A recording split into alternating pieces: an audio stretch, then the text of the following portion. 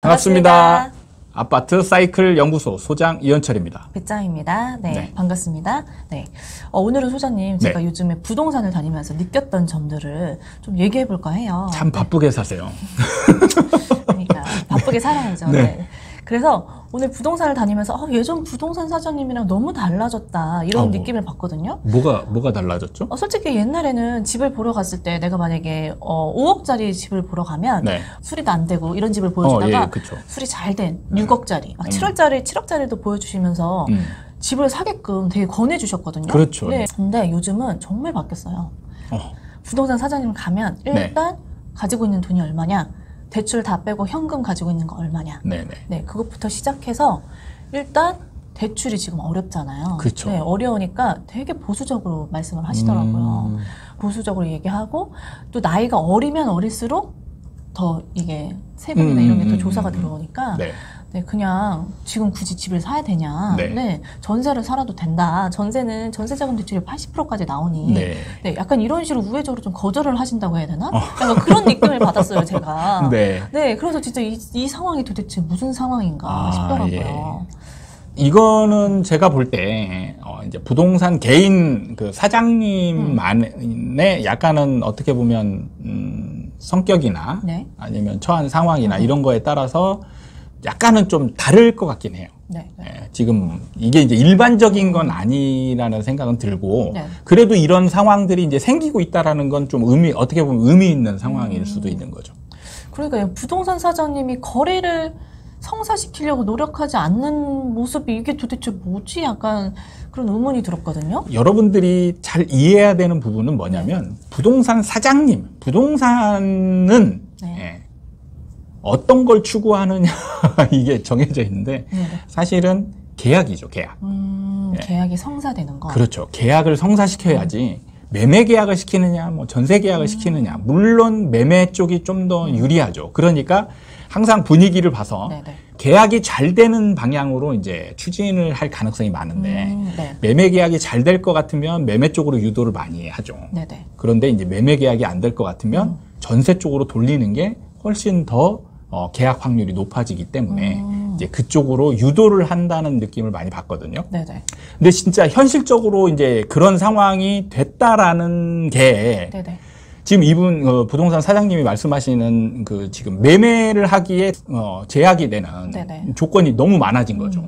일단 대출이 너무 잘 안 나오는데 여러분 생각보다 지금 현장에서 대출에 대한 심사가 정말 타이트하게 이루어지고 있고 이게 지금 당장 나온다 해서 끝나는 부분이 아니라는 거죠. 이게 이제 심사가 들어가가지고 환수가 되는 거 있잖아요. 환수되는 규정이 너무 이제 타이트하게 막 여러 방면으로 지금 적용이 되어 있어서 중개 사장님 입장에서는 일종의 계약 사고, 중개 사고가 벌어질 확률이 높아져 있는 상황인 거죠. 그러게요. 일단은 옛날에는 대출하면 되지 뭐 이게 아니라 이제는 연봉부터 시작해서 나이, 대출 단지별로도 대출 나오는 게 또 다르다 보니까 너무너무 이게 접근하는 게 힘들더라고요. 그렇죠. 이게 지금 중개 사고 확률이 높아지는 게 옛날에는 이거를 대출만 잘 나오게 만들어주면 이걸로 끝이었거든요. 근데 문제는 이제 지나고 난 뒤에 이게 환수가 되거나 뭐 갑자기 뭔가 이제 증여세나 뭐 이런 여러 가지 조사가 나와서 여기서 이제 이분이 이걸로 인해서 손해보는 상황이 벌어지면 이거를 책임을 혼자 이제 안는 게 아니고 중개사한테 이 책임을 물을 거 아닙니까? 중개를 하면서 이런 부분들이 조심해야 될 상황들이 있다라는 걸 얘기를 해줬으면 내가 안 할 텐데 이런 거를 얘기를 안 해주고 당신이 계약만 밀어붙였기 때문에 나중에 이런 내가 손해볼 상황이 벌어졌다 이렇게 되면 중개사한테 이제 책임을 물을 가능성이 많기 때문에 그리고 분명히 제가 볼 때 이런 정도의 얘기를 하는 분은 이런 상황을 한 번 정도 겪었을 가능성이 높아요. 그렇죠. 이런 대출 같은 거나 이런 게 처음 계약할 때도 알아보는 게 아니라 잔금할 때 또 알아보니까 1, 2개월 사이에 좋다고 계약을 성사시켰는데 2개월 후에 또 조건들이 많이 바뀌고 지금 같은 경우는 이제 증여세 정말 이제 증여세에 대한 전수조사가 정말 강하게 나오고 있더라고요. 그래가지고 옛날에는 그냥 넘어갔을 뭐 전세자금을 빌려주거나 뭐 이런 거 이제 우리는 빌렸다라고 얘기를 하지만 세무당국에서 봤을 때는 이건 증여다 이렇게 이제 그래서 이거를 증명해라. 이렇게 나오는 거예요. 그러면 이거 증명할 방법이 미리 준비하지 않으면 지금 와서 이제 막 이거 서류 고지서 받고 부랴부랴 준비하면 늦은 거예요. 이미 이제 인정하지 않습니다. 그러니까 이제 이런 것들이 옛날에는 다 넘어갔었거든요.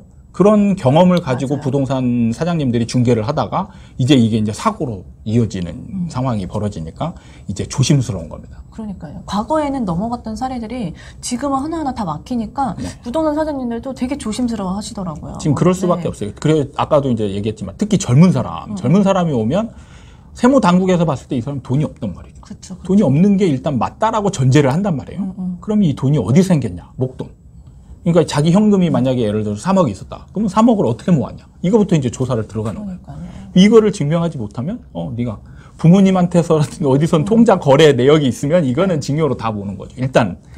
그리고 이제 대출 나오거나 이래도 대출 한도도 이제 굉장히 줄여놨고, 물론 이제 뭐 최근에 좀 확대된다 이렇게 얘기를 하지만 지금 현장에서는 이제 아직까지는 이런 게 이제 없다 보니까 부동산 사장님은 조심할 수밖에 없다. 그리고 이제 이런 사람일수록 그러면은 현실적인 걸로 봐서 전세로. 근데 이게 참 얘기하기가 조심스러운 부분이 뭐냐면 이 전세 부분인데, 전세 부분이 참 뉴스에서 보면 전세 물건이 없어지고 있다. 이런 뉴스들만 나와요. 많더라고요. 근데 현장에 가보면 실질적으로 지금 최근 몇 달 전에 비해서 전세 매물이 좀 늘고 있다라는 느낌을 많이 받거든요. 그리고 현장에서 부동산 사장님들도 그렇게 얘기를 해요.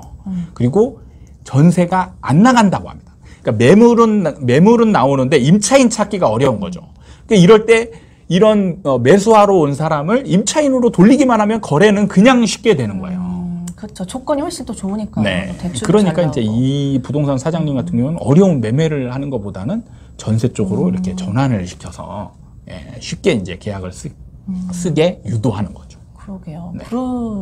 그런 얘기였네요. 그러니까 시장 상황이 이걸 통해서 이제 시장 상황이 조금씩 바뀌고 있다. 이런 거를 이제 인지하는 것도 중요한 공부의 하나죠.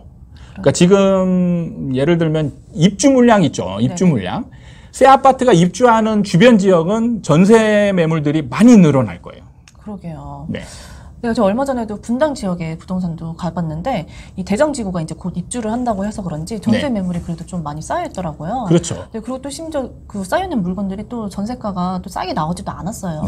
그럴 수밖에 없는 게 매매는 오를 것이다라는 기대 가치로 인해서 지금 사도 오르기만 하면 이게 괜찮은 거죠. 근데 전세는 높은 가격에 올라가면 더 손해고 떨어지면 또 손해잖아요. 그러니까 지금 딱 적정한 가격을 찾아야 되는데 임차인들이 이 적정한 가격을 찾는 게 어렵죠. 그러니까 주저하게 되는 겁니다. 그러게요. 그렇게까지 이게 또 불려나는 게 아니잖아요. 전세 자금은. 굳이 내가 여기에 살아야 되나? 약간 이 생각을 하면서 그 지역을 좀 이탈하고 다른 데 원래 더 싼 데를 기존에 찾아서 가기도 하고 그런 지역으로 그렇게 가게 되는 거죠.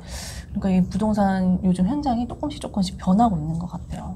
상황이 이제 변하고 있는 거를 이렇게 바쁘게 현장을 뛰어다니시는 우리 배짱이님 덕분에 조금씩 이 바뀌고 있는 현장 상황들을 아는 것, 이것도 우리가 좋은 공부를 하고 있다. 이렇게 보시면 될 것 같습니다. 여러분들을 위해서 무더운 날씨에 정말 가슴에 손을 얹고 여러분들을 위해서 지금 다니고 있는 건가요?